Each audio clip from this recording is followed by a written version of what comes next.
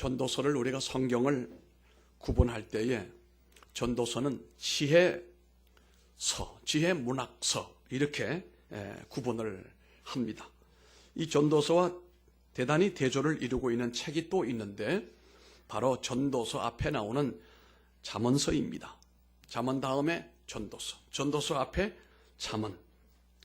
제가 이 잠언과 전도서를 이렇게 비교하고 강조하는 이유가 있습니다. 이 두 책은 똑같은 이 지혜 문학에 포함되어 있지만 하나님의 관점에서 어떻게 삶을, 우리 인생을 지혜롭게 살 것인지 그 지혜로운 삶을 추구하면서도 서로 두고는 다른 입장을 가지고 있습니다. 잠언서는 우리가 읽어보게 되면 아주 목가적이며 가정적입니다. 가정적인 모습으로 말씀을 합니다. 이 잠언서에 나오는 내용을 보면은 내 아들아 이렇게 표현되는 말씀이 많습니다. 마치 아버지가 그 자녀들을 향하여 교훈하고 훈계하는 것처럼 기록이 되어 있단 말입니다. 그러나 우리가 읽었던 오늘 이 전도서는 그렇지가 않습니다. 단순히 가장으로서 가족들을 향하여, 자녀들을 향하여 타일러는 권면식의 내용이 아니고 우리가 살고 있는 이 삶 전체를, 우리 모든 집단을, 우리 시대를 하나의 카테고리로 보고 하나의 문화로 보고 하시는 말씀입니다. 그래서 1절에 보게 되면은 다윗의 아들이 기록을 했다. 우리가 읽었던 내용, 다윗의 아들, 또 예루살렘 왕 전도자의 말이다. 말씀이다. 세 내용이거든요. 첫째, 다윗의 아들이고, 두 번째는요, 예루살렘의 왕인 분이고, 세 번째는요, 전도자인 분이 저자이고 하는 얘기들이다. 또 이 얘기들은 어떤 특정 가정이나 개인에게 하는 말이 아니고 오고 오는 세대 모두에게, 모든 민족들에게, 모든 인간에게, 아이와 어른에게, 남자와 여자에게 모두에게 포괄적으로 대상으로 삼고 하시는 말씀이라고 우리가 보게 되는 것입니다. 그리고 이스라엘 민족사에 있어서 최고의 왕인 사람이 누굽니까? 그 왕의, 여기 보니까 아들이다. 다윗 아니겠습니까? 이 저자가 가장 최고로 존경받는 지도자였습니다. 다윗의 아들. 이것보다 이스라엘 민족으로서 그중 한 사람으로서도 크게 누릴 수 있는 특권은 아마도 없을 것입니다. 이 다윗 때는 우리가 알고 있는 것처럼 이스라엘이 가장 강하고 영토도 넓고 경제적인 면도 풍요했고 무엇보다도 신앙적으로 하나님 앞에 올바로 서 있는 그런 온전한 시대였다라고 볼 수가 있는데 그 왕의 아들이다 이 말입니다. 이 좋은 배경, 이 좋은 가족, 이 좋은 조건 속에서 그가 삶을 시작했다 이렇게 고백을 하고 있습니다. 또한 이스라엘의 모든 사람이 그렇게도 참 살고 싶은 곳이 한 군데가 있는데 그곳이 바로 평화의 도성인 예루살렘입니다. 그런데 여기에 보니까 이 저자는 바로 그 예루살렘의 왕이라고 그랬습니다. 이스라엘의 개인이 오를 수 있는 최고의 지위인 왕일 뿐만 아니라 그런 그 시대의 사람으로서 도저히 도달할 수 없는 최고의 지위에 올라 있고 이 특권, 이 지위를 가진 사람이 인생을 다 살고 난 다음에 인생의 석양을 바라보면서 고백하는 내용인데요. 충격적인 얘기는 뭐라고 그랬습니까? 이르되 헛되고 헛되며 헛되고 헛되니. 몇 번인가요? 우리가 주일학교 다닐 때 그 어린 것들이 뭘 안다고 이걸 배워가지고 야 인생은 있지 헛되고 헛되며 헛되고 헛된 거야. 그 주일학교 2학년 3학년 때 다닐 때 이걸 배워가지고 우리끼리 이런 얘기를 했습니다. 그때는 그렇게 입으로 얘기만 했지 그게 무슨 뜻인지도 몰랐습니다. 보세요. 헛되고 헛되며 헛되고 헛되니 모든 것이 헛되도다. 그 나이 고작 해봐 9살, 10살, 11살짜리가 이런 얘기를 했으니 아마 하늘의 하나님께서 야 이놈들아 너희들이 뭘 안다고 헛되다고 하느냐. 어제 설교를 준비하면서 내가 그런 감동을 받았어요. 어쨌거나 이 최고의 인생을 살았던 사람이 하는 말씀이 모든 것이 헛되다는 얘기입니다. 그런데 이 솔로몬은 자기 자신을 다윗의 아들로 그리고 예루살렘의 왕으로 소개하는 것만으로 만족하지 못하고 그는 최고의 지위와 최고의 특권을 가졌습니다. 그것들과 더불어 또한 그는 최고의 지혜를 가진 사람이라고 우리에게 소개하고 있습니다. 이 다윗의 아들 솔로몬은 역사를 보게 되면 참으로 우리가 도저히 도달할 수 없는 그런 삶을 살았던 것이 여러 부분에 걸쳐서 확실한 것으로 등장하고 있는데요. 그는 1400대의 개인적인 병거를 가지고 살았다는 겁니다. 그는 우리로 말하면 자가용이 1400대라는 말입니다. 그는 자기의 모든 전차를 끌며 자기를 호위하는 사람들만 1만 2천 명을 거느리고 살았습니다. 한번 움직이면 그런 정도의 사람들이 움직입니다. 부인도 보니까 700명을 거느렸어요. 여기에 만족하지 못했는지 후궁을 또 엑스트라 와이프를 300명을 또 거느렸습니다. 애굽에서 수입한 은을 마치 벽돌처럼 여겼고 자기 궁궐을 지을 때에 마치 백향목을 뽕나무처럼 사용을 했고 왕이 왕궁에서 사용하는 모든 그릇은 전부 금 그릇이었다 이렇게 설명하고 있습니다. 그러니까 최고의 지위와 특권과 지혜와 부를 한 몸에 안고 있는 인간으로서 이 모든 것은 오늘 현대인이든지 앞으로 올 사람들이든지 꿈꾸고 얻고자 하는 것들인데 이런 것들을 다 누려보고 체험을 해본 사람으로서 고백이니까 오늘 우리가 귀담아 들어야 될 얘기라고 여전은 여겨지게 되는 겁니다. 오늘부터 몇 주간 걸쳐서 전도서 설교를 계속 한번 이어볼까 하는 마음도 여기에 있기 때문입니다. 헛되고 헛되며 헛되고 헛되니 모든 것이 헛되도다. 저같이 별로 가져본 것이 없는 사람이 여러분들에게 여러분 재물이라고 하는 것은 정말로 헛되고 헛된 것입니다 라고 말한다면 아마 여러분들은 대부분이 아마 그렇게 마음속으로 얘기하실 겁니다. 하도 가져본 적이 없으니까 그런 얘기 하겠지요. 그러나 이 솔로몬의 이 얘기는 그렇지가 않습니다. 모든 것을 다 누려보고 모든 것을 소유했음에도 불구하고 그가 우리에게 인생의 석양에 서서 던지는 그 교훈의 고백을 우리가 음미해 볼 만하다는 사실입니다. 다윗의 아들이요 예루살렘의 왕이라고 자기를 소개하면서 솔로몬은 그마저 마지막에 자기 소개를 하면서 내가 또 전도자다. 이 말이 왜 붙어 따라올까요? 그는 다윗의 아들임에도 불구하고 예루살렘의 왕임에도 불구하고 그것으로 만족하지 않고 끝에 나는 전도자다 이렇게 설명을 합니다. 자기의 삶에서 체험한 생생한 체험을 통해서 얻은 지혜를 말하고 전달해주는 사람이다 이런 말입니다. 아주 지혜가 있는 사람이고 사람들에게 교훈이 될 수 있는 얘기를 잘해주는 전도자다. 어찌 보면 철학자요, 어찌 보면 설교자요, 어찌 보면은 인생의 멘토다라고도 설명할 수가 있겠습니다. 오고 가는 세대 앞에 그가 남기고 싶어 했던 숙연한 고백들이 오늘 우리가 만나볼 수 있습니다. 한마디로 말하면 다 누려보고 다 가져보고 다 올라가 봐도 거기에 하나님을 제외해 버리게 되면 아무것도 아니고 헛되고 헛되다.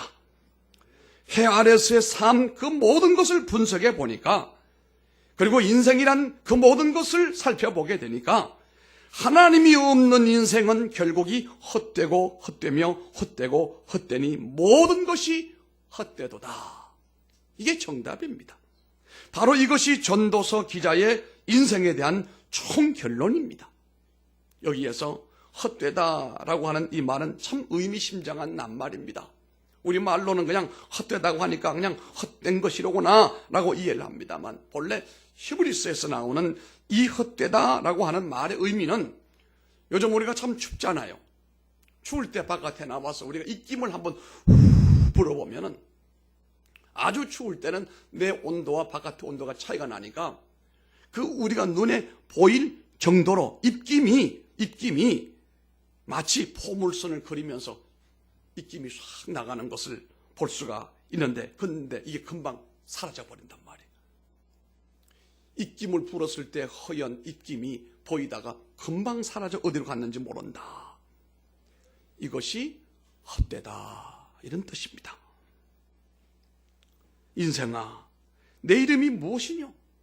잠깐 있다가 없어지는 안개니라고 야고보 장로가 말했던 말씀과 일치하는 내용입니다. 본문의 2절과 3절을 우리가 보게 되면 전도자가 계속해서 말씀합니다. 헛되고 헛되며 헛되고 헛되니 모든 것이 헛되도다. 해 아래에서 수고하는 모든 수고가 사람에게 무엇이 유익한가? 이렇게 계속하여 말씀하고 있습니다. 이 말씀에 나타나고 있는 헛되다. 이 말도 우리가 볼 때는 그냥 헛되다라고 표현을 했습니다만은 히브리어 원어에는 그보다는 더 정확히 손에 잡히지 않는 것, 이것이 헛되다 이 말입니다. 무언가를 잡으려고 애를 쓰고 노력을 해도 결코 잡히지 않는 것이더라.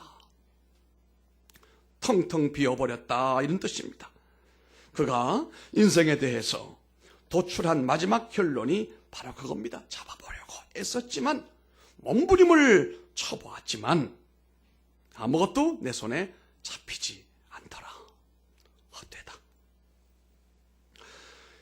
그는 자기의 삶과 사람들의 삶의 모습을 관찰하면서 자기 마음속에 세 가지 질문을 던지고 있는데, 오늘 그 세 가지 질문에 대한 답을 우리가 복음적으로 이해하면 그것이 은혜가 될 줄 압니다. 첫째는 영원한 것이 무엇인가? 두 번째, 참된 의미가 무엇인가? 정말 뜻있는 것이 무엇이냐 이 말입니다. 의미 있는 것이. 그리고 세 번째는 무엇이 새로운 것인가?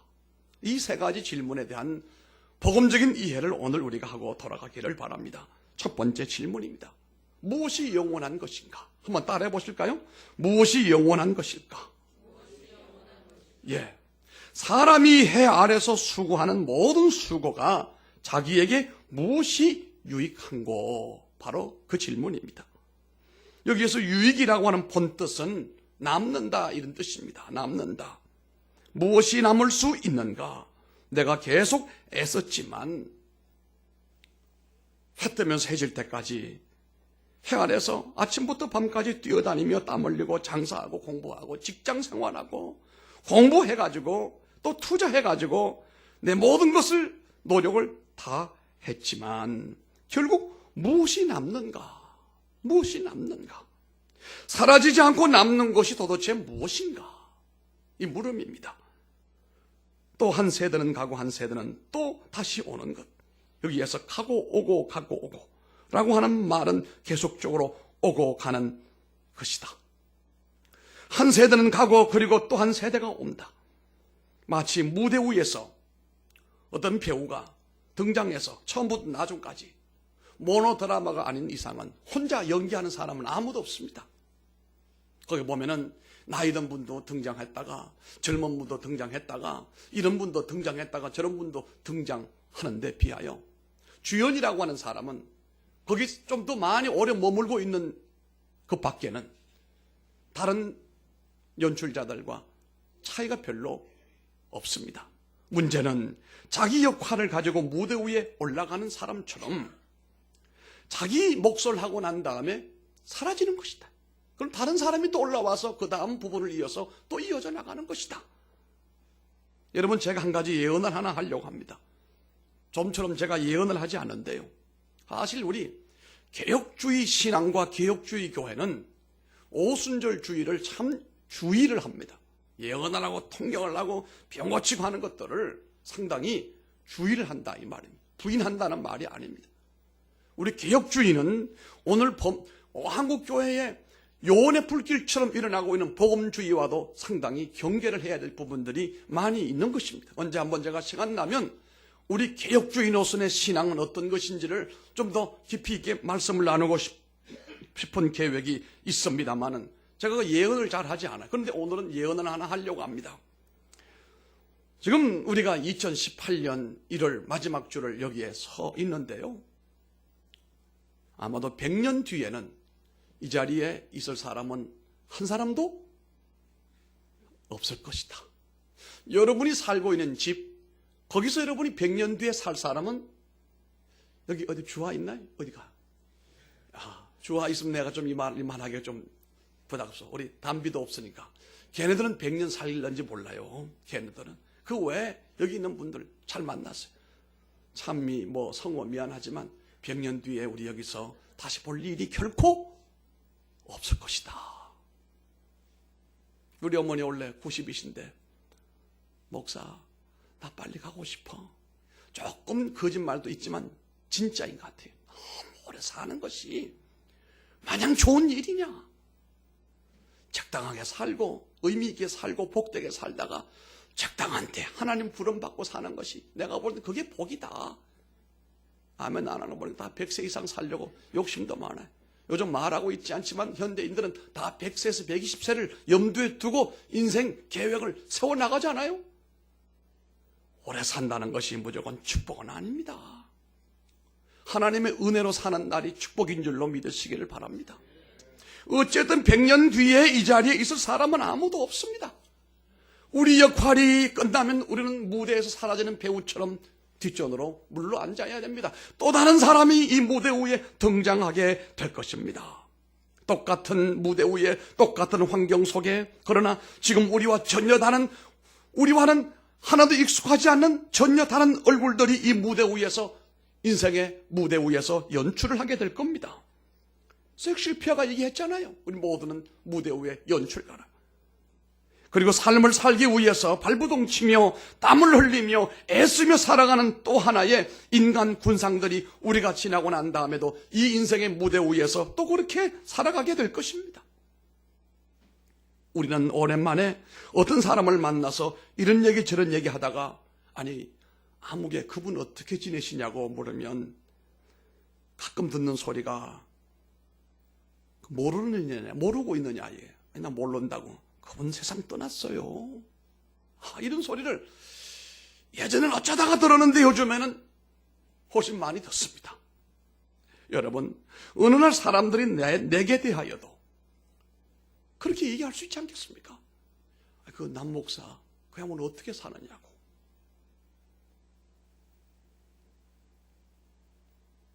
아마 누가 그분 세상 떠났어요. 이렇게 말할 날도 아마 있지 않겠습니까? 여기에 인간의 허무가 있는 거예요. 여기 인간의 허무가 있는 거예요.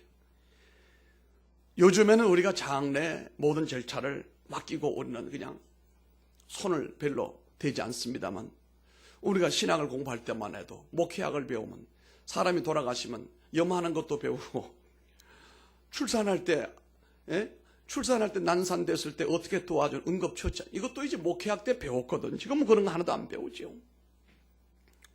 무엇보다도 장례 절차 가운데 입관하기 전에 시신을 다 염을 하고 난 다음에 수의를 입히고 우리는 왜 그렇게 묶는지 몰라죠. 매다만 이렇게 붙들어 매가지고. 저는 죽으면 그렇게 묶고 싶지는 않아요. 죽고 난 다음에도 묶지 마세요. 묶더라고 묶어요. 그래서 묶고 난 다음에 딱 올려놓고 이제 모시고 병평을 치기 전에 보면 느끼는 것이 그때 늘 있었어요.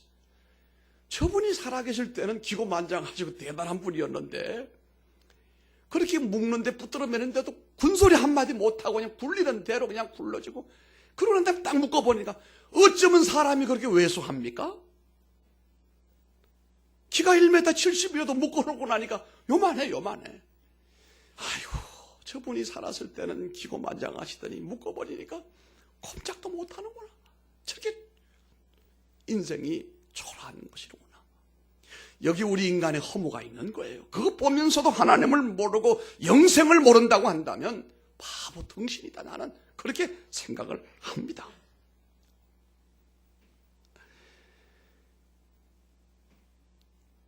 세상은 계속 변화하는 것 같지만 마치 해처럼 바람처럼 강물처럼 그렇게 흘러가고 있는데 해는 떴다가 지고 그 떴던 곳으로 빨리 돌아가고 바람은 남으로 불다가 북으로 돌아가며 이리 돌며 저리 돌아 불던 곳으로 다시 돌아가고 모든 강물은 다 바다로 흐르되 바다를 다 채우지 못하며 어느 곳으로 흐르든지 거리로 연하여 흐른다 이렇게 말씀합니다. 꼭 같은 무대 위에 계속해서 무대 위의 인물들만 바꾸고 지나갈 뿐이지 이 땅은 여전히 존재한다는 말입니다. 그 얼굴 속에 나도 있어 허우적거리며 삶을 살다가 아무도 기억하는 사람이 없이 무대 저편으로 퇴장해버리는 이 쓸쓸한 배우의 뒷모습이 우리 인간의 모습이다 이 말입니다. 여러분들이 자녀를 위하여 집을 지어주고 자녀를 위하여 땅을 만들어주고 자녀를 교육을 시키고 자녀를 위하여 모든 수고를 다 하지만 세월이 100년 지나고 300년 지나고 1000년 지나면 우리의 모든 흔적은 하나도 남는 것이 없는 이것이 인생이라는 말입니다. 전도서 기자는 인생은 그와 같은 것이라 이렇게 우리를 가르쳐주고 있습니다. 그가 이 대답을 하면서 그의 마음속에 그렇다면 무엇이 영원한 것인가? 무엇이 영원히 할 수 있는 것인가? 사라지지 않는 것은 무엇이 있는가? 우리에게 질문을 던지는 것입니다. 이 대답을 알려면 우리 전도서 마지막 장을 기다려야 됩니다. 그러나 여러분 잠시 생각해 보시기 바랍니다. 영원한 것이 무엇이 있습니까? 도대체 사라지지 않는 것이란 있을까? 영원한 것은 세 가지밖에 없습니다. 하나는 하나님은 영원하십니다. 어제나 오늘이나 영원토록 동일하신 분이심을 믿으시면 아멘 하기를 바랍니다. 두 번째 영원한 것은 하나님의 말씀은 영원히 사라지지 않는다고 그랬습니다. 천지는 없어지겠으나 내 말은 없어지지 아니하리라. 세 번째가 무엇입니까? 요한일서 2장 17절입니다. 이 세상도 그 정욕도 지나가되 오직 하나님의 뜻을 행하는 이는 영원히 거하느니라. 아멘. 그러니까 하나님의 뜻을 행하는 사람만이 영원하다는 것입니다. 두 번째 질문입니다. 무엇이 참된 의미가 있는 것인가? 이것입니다. 다른 말로 바꾸면 무엇이 정말 나를 만족하게 할 수 있는 것인가? 이런 물음입니다. 오늘 본문의 8절에서 우리가 보겠습니다. 모든 만물이 피곤하다는 것을 사람이 말로 다 할 수는 없나니 눈은 보아도 족함이 없고 귀는 들어도 어떻게 해요? 가득 차지 아니하도다. 그렇게 말씀을 했습니다. 아무리 보아도 이 눈은 만족함이 없대요. 아무리 들어도 이 귀는 만족함이 없대요. 이 만족을 모르는 인생, 채워지지 않는 항아리의 물처럼 부어도 채워지지 않는다면 뭔가 한마디로 말해서 불만스럽다는 거 아닙니까? 부족하다는 거죠. 들어도 가득 차지 않고 봐도 가득 차지 않으니까 뭔가 부족하다는 거 아니겠습니까?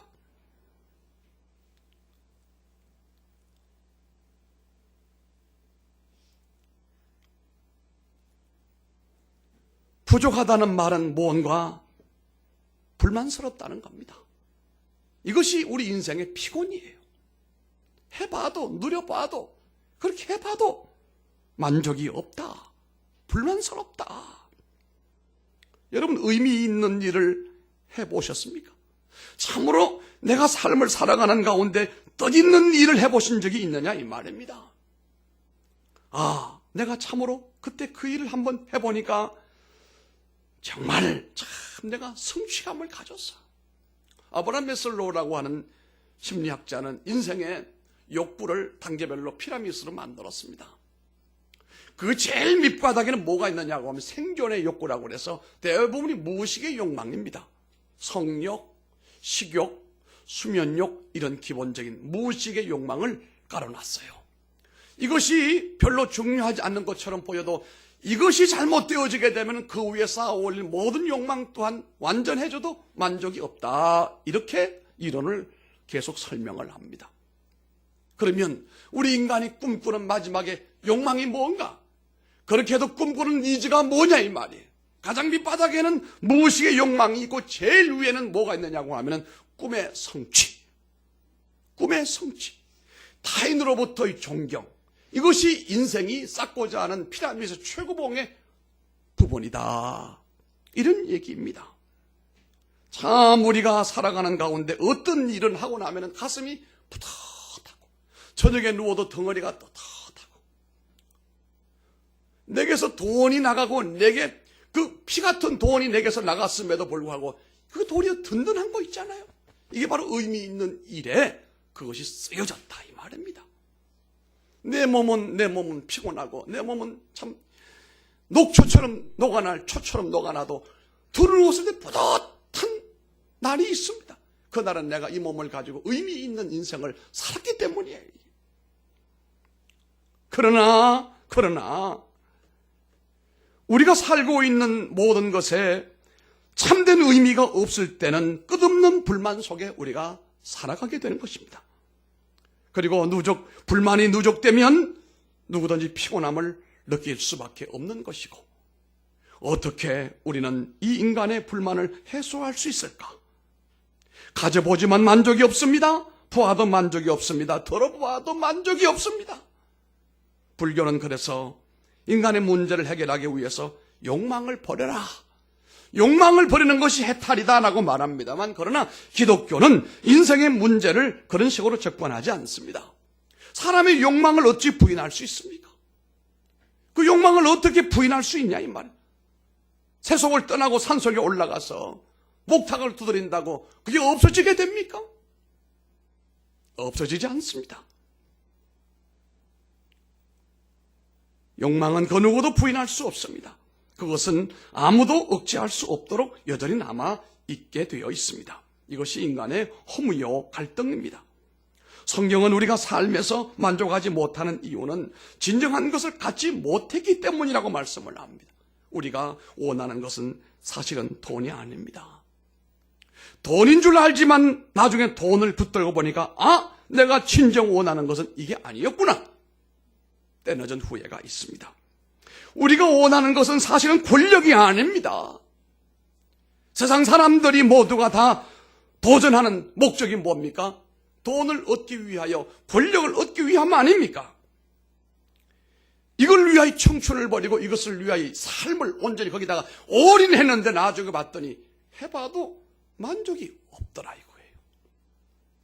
우리가 원하는 것은 사실은 재물이 아닙니다. 이 모든 것이 아닙니다. 이 모든 것의 주인 되시는 하나님을 알아야 된다 이 말씀. 이 모든 것을 주시는 하나님을 알아야 된다 이 말씀입니다. 그 하나님을 내가 소유하게 되면 이상하게 내 안에 불필요한 욕망이 사라진다 이 말이에요. 다 소용없더라.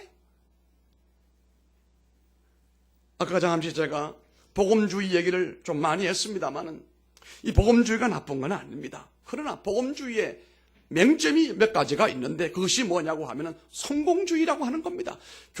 이 교회 안에 주인은 하나님이셔야 되는데 복음주의는 이 교회 주인을 사람으로 만들어 놓고 당신들이 주인이라고 말하고, 뿐만 아니라 이 복음주의 예수는 성공을 강조합니다. 이렇게 해서 복 받아야 되고 이렇게 성공해야 되고 그래서 교회도 크게 지어야 되고 교인도 많아야 되고 이렇게 돼야 된다. 이것에 대한 후유증이 오늘 한국교회가 짊어지고 있는 거예요. 여러분, 우리 교회가 밑에서 무슨 사철탕을 구워대는 냄새가 올라오고 이쪽 동네는 카센터 주인이 망치가지고 두들기고 있고 위에는 예배당, 이게 무슨 예배당이 교회냐. 여러분, 이게 뭐 교회가 아닌 이유가 또 뭐가 있어요. 우리가 판교에서 그 아름다운 세계적으로 뛰어난 예배당을 지어놓고 여기 와서 우리가 이렇게 예배를 드리면 우리는 그럼 우리 교회가 아닙니까? 여러분, 초막이든 궁궐이든 하나님 계신 그곳은 그 어디든지 천국인 줄 믿으시면 아멘 하시기 바랍니다. 뭔가 오늘날 교회가 목사님들의 몫이 큽니다만은 교인들 가슴을 비정상으로 만들어 놨어요. 다 뭐 성공하려고 해서 성공해본들 무슨 소용이 있느냐 말이에요. 성공해본들 무슨 소용이 있느냐. 그래서 여러분, 자살자를 통계를 내보게 되면은 예수 믿는 사람은 자살 안 하는 게 아닙니다. 거의 비슷한 데이터가 나옵니다. 하상훈 원장이라고 생명의 전화 원장이 제 친구예요. 고대 우리 할애식 예배를 하면서 만났는데 고민이 다 이거예요. 정부가 엄청나게 재원을 투자하는데도 자살자는 점점 늘어난다 이거예요. 여러분, 자살자가 왜 늘어납니까? 뭔가 만족이 없으니까, 해봐도 소용이 없으니까. 그렇게 되지도 못하지만 그렇게 해봐도 소용이 없더라 이거예요. 이게 어떤 높은 산에 올라가는데 말입니다. 저기면 올라가면 다 된다고 해가지고 쭉 올라갈 때 얼마나 고생이 많습니까? 근데 올라가봐도 그게 없더라 이거예요. 여기 허무감이 오는 거 아닙니까? 오늘 자살한 사람은 못 먹고 없어서 자살하는 거 아닙니다. 허무해서 자살하는 거예요. 하나님이 없기 때문에 자살하게 된다 이거예요. 돈이 내게 10,000원이 있어도 그 돈이 하나님의 돈이면 10,000원은 10,000원이 아닙니다. 요즘에 우리 사회를 덜썩덜썩하게 만드는 일들이 많이 있습니다만 그중에 비트코인이라는 말 들어보셨죠? 화폐를 얘기하는 거예요. 화폐를. 우리가 말하는 일반적으로 우리가 각국에서 사용하는 그런 화폐가 아닌 제3의 화폐를 사이버상에 만들어가지고 이게 유통이 되면서 이게 또 난리가. 제가 얼마 전에 어떤 사람으로부터 소개를 받았거든요. 그때 좀 사놓을 걸. 이게 일확천금이다 말이에요. 여러분, 예수 믿으면서 일확천금에 눈이 어두우면 안 됩니다. 요행주의에 물들면 무당이랑 다른 바가 뭐가 있습니까? 우리는 정당하게 땀 흘려 수고하고 하나님의 말씀과 하나님의 신앙으로 인생을 살아가고 얻은 것으로 만족할 줄 알고 하나님 앞에 11조 드리고 그 귀한 것으로 복되게 살고, 여러분, 돈이 의미 있게 되기를 바랍니다. 돈은 악함도 아니요 돈은 선함도 아닙니다. 단지 돈을 가지고 있는 사람, 돈을 쓰는 사람의 인격에 따라 돈은 악할 수도 있고 선할 수도 있는 겁니다. 제게 돈을 많이 좀 빌려주시면 저는 돈 가지고 죄 짓지 않습니다. 못된 짓 하지 않습니다. 좋은 일 많이 할 겁니다. 그러니까 돈을 관리하기가 좀 힘든 분은 어디다 놓지 말고 저한테 좀 맡겨줘도 괜찮습니다. 아마 우리 장로님들에게 여러분에게 돈 맡겨줘도 저분들이 돈 가지고 장난질하고 돈 가지고 못된 짓하고 돈 가지고 허망한 짓하고 살지 않지 않겠습니까? 현정 안 그러냐? 예. 그래야 하나님이, 그런 믿음이 있을 때 하나님이 그에게 주시는 거예요. 지혜도 주시고 이 머리똑도 안 갖고 못된 짓 하면 그거 골치 아픈 거예요. 검사, 판사가 머리가 이상한 머리가 색깔이 이상하게 되면 사람 잡는 거예요. 그거 멀쩡한 사람 잡는 거예요. 하나님이 없는 지식이나 하나님이 통치 없는 물질이나 하나님의 주도권이 없는 세상의 권력은 다 위험한 것이다 이 말입니다. 오늘 설교는 아마도 길어야 될 것 같습니다. 그러니까 집에 갈 생각하지 마시고 좀 더 말씀을 우리 나눠야 돼요. 오늘 좀 길어요. 미리 예고합니다. 성경은 우리가 삶에서 만족하지 못하는 진정한 이유가 무엇이라고 말합니까? 돈이 아닙니다. 우리가 원하는 것은 사실은 권력이 아닙니다. 그 모든 것의 주인 되시는 하나님과 연관이 되지 못합니다 이 말입니다. 그래서 시편이 고백하잖아요. 시인이 여호와는 나의 목자시니 내가 부족함이 없으시리로다. 한번 다 같이 봅시다. 여호와는 시작.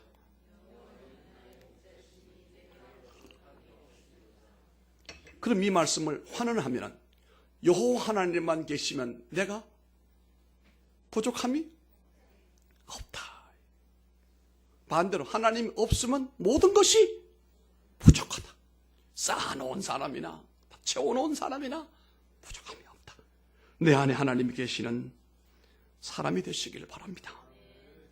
하나님 계시면 우리는 어느 정도만 되면 하나님 됐어요. 만족해요. 전 충만해요. 내 속에서 일어나고 있는 욕망을 아무리 억제하려고 노력을 해보지만 인간의 의지적인 결단으로 욕망은 억제되지도 않고 부인되지도 않습니다만 하나님이 내 안에 계시면 삶의 갈증에서 생수를 얻게 되는 겁니다.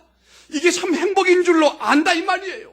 그러나 하나님이 없는 사람은 그 욕망이 뭘로 채워져요? 아무것도 만족하지 못해요. 우리 한국 사람들을 좋아하는 게 뭡니까? 내 입 클로바를 그렇게 좋아해요. 내 입 클로바를. 내 입 클로바가 의미하는 바가 뭡니까? 행운 아닙니까? 그걸 찾으려고 새 이파리 클로바를 다 짓밟고 돌아다니고 있어요. 새 잎 클로바는 뭐죠?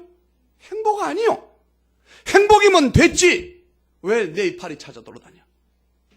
누구 보고 하는 소리야 지금? 여기 이런 분 있어요.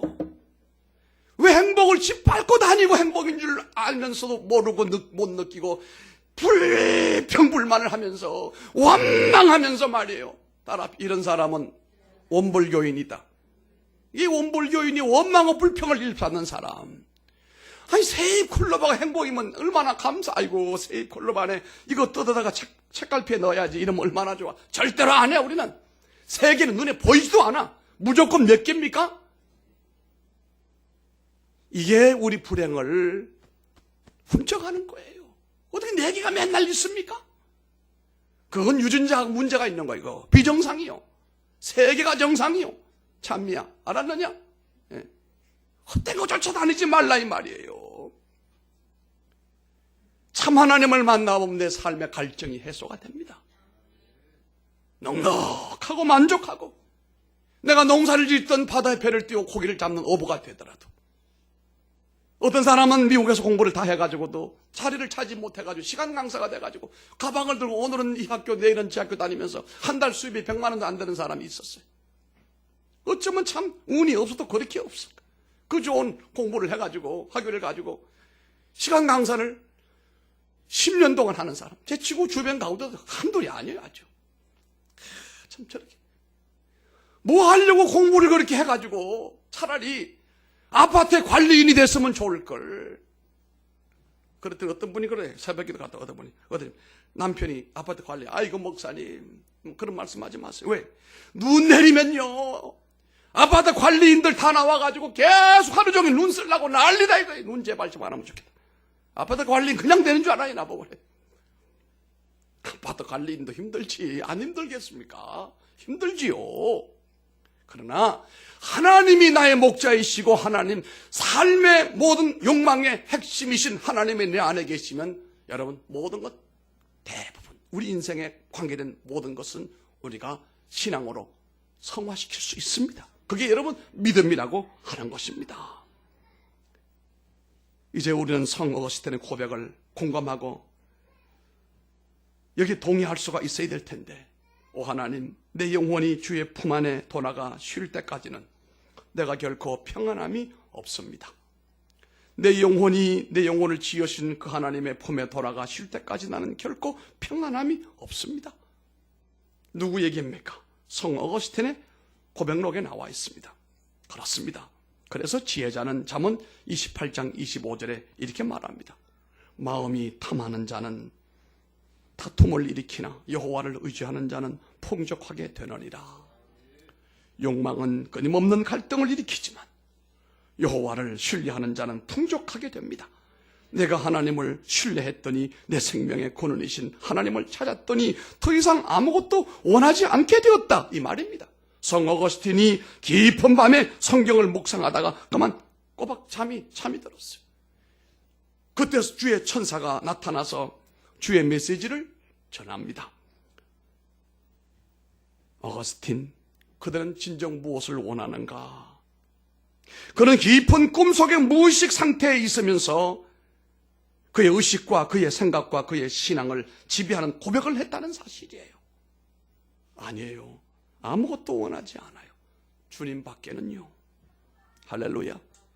진젠돌포가 백작의 지위를 던져버리고 국가에다 반납해버리고 부모로부터 받은 유산 다 팔아가지고 나눠주고 난 다음 자기는 거지 같은 사람들과 어울려서 공동생활을 했을 때에 그 잘난 친구들이 이렇게 물었습니다. 자네의 야망은 도무지 무엇인가? 이때 진젠돌프가 대답합니다. 그리스도, 오직 그분이요. 할렐루야. 여러분, 무엇이 우리를 만족해 할 수가 있습니까? 만일 그리스도인들에게 이러한 신앙 고백이 없다면 우리는 전도서 가운데 만물의 피곤함을 사람이 말로 다 할 수 없나니 눈은 보아도 만족함이 없고 귀는 들어도 차지 아니하는도다 하고 똑같습니다. 에콰도르 강가에 자기의 피를 뿌렸던 선교사 엘리우스의 간정을 우리가 한번 상기하고 말씀을 마치려고 합니다. 내가 진짜 붙들 수가 없는 것, 어차피 놓아 버릴 수밖에 없는 것, 그것을 붙잡으려고 애쓰는 것보다 어리석은 사람이 어디 있는가? 그러나 절대로 잃어버리지 말아야 할 것, 그 영원한 것을 찾기 위해서 생명을 버리는 것, 이것은 결코 어리석은 사람의 삶이 아니다 라고 말하면서 에콰도르의 식인종들에게 자신의 생명을 던져주었습니다. 우리 모두 우리 어머니의 태에서 나올 때 두 주먹을 불끈 쥐고 태어난 존재들 아닙니까? 그리고 욕망이라고 하는 그 모든 욕구를 채우기 위하여 인생의 행로를 달려 여기까지 왔잖아요. 예수님 말씀합니다. 수고하고 무거운 짐진 자들아, 다 내게로 오라, 내가 너희를 편히 쉬게 하리라 말씀을 했습니다. 우리가 주의 은혜로 주의 품 안에서 휴식과 더불어 참된 의미를 되찾고 영원한 만족을 누리시길 바라고, 마지막 세 번째는 시간이 이제 없어 말씀 더 이상 하면 이제 속 효과는 다 앞에 받았던 은혜도 다 떨어지게 될 걸 내가 너무도 잘 알기 때문에, 세 번째는 무엇이 새로운가라고 하면은, 무엇이 새로운가라고 하는 것에 대한 답이 뭐냐고 하면요, 답만 얘기하고 말씀을 마치게 되겠습니다. 무엇이 새로운 것인가? 해 아래 새로운 것은 아무것도 없고 새로운 피조물 된 것만 영원한 것이다. 이전 것은 지나갔으니 보라 새로운 피조물이로다. 고린도후서 5장 17절에 말씀을 했습니다. 네, 그 사람은 후패하나 속 사람은 날로 새로워진다. 이런 고백을 하는 것은 바로 새로워지고 있다는 사실입니다. 기도하겠습니다. 존귀하신 아버지 하나님, 오늘 우리는 전도서 저자로부터 세 가지 질문을 우리가 받았습니다. 그 세 가지 질문 속에 우리가 오늘 복음으로 깨닫고 믿음으로 화답했던 내용들을 하나님 우리가 가지고 있습니다. 먼저 무엇이 영원한 것인가? 라고 물었습니다. 뿐만 아니라 이어서 우리에게 질문한 내용은 무엇이 정말 의미가 있는가? 라고 하는 질문을 받았습니다. 그리고 마지막 세 번째로는 무엇이 새로운가? 라고 하는 질문을 우리가 받았습니다. 하나님, 무엇이 영원한 것인가? 라고 했을 때 사람들은 허무주의에 빠지지 않습니까? 이 문제 해결하지 아니하면 사람들은 허무주의에 빠지고, 무엇이 만족하게 하는가라고 하는 것에 대답을 하지 못하면 일생당나귀처럼 헐떡이다가 인생을 끝내고, 세 번째로 무엇이 새로운가라고 하는 질문에 답을 하지 못하면 다람쥐처럼 헛바퀴만 돌리고 마는 것임을 우리가 알았습니다. 하나님 안에서 예수 그리스도를 만나고 예수 그리스도로 구원함을 입은 사람들에게는 새로움이요 영원한 것이며 모든 것이 복된 것임을 오늘 우리가 알았습니다. 날마다 뜨는 해지만, 날마다 지는 해지만 오늘 뜨는 해와 오늘 지는 해는 이전과 다른 해임을 우리가 알고, 내 삶이 그 누구와도 차별이 있을 뿐만 아니라 이 복되고 아름다운 인생을 하나님 앞에서 어떻게 살아가야 할 것인가에 대한 대답을 얻게 되어 하나님 아버지 감사합니다. 하나님의 자녀로 살게 된 것 너무도 감사합니다. 거듭난 삶으로 살게 된 것 감사합니다. 하나님의 사랑을 주고받는 삶을 살게 하심을 감사합니다. 주님과 사랑에 빠져 밤을 지새우면서 그 은혜 가운데 살 수 있는 우리 모두가 되어 헛된 삶을 살지 말고 복된 삶을 살게 하여 주옵소서. 예수님 이름으로 기도드리옵나이다. 아멘.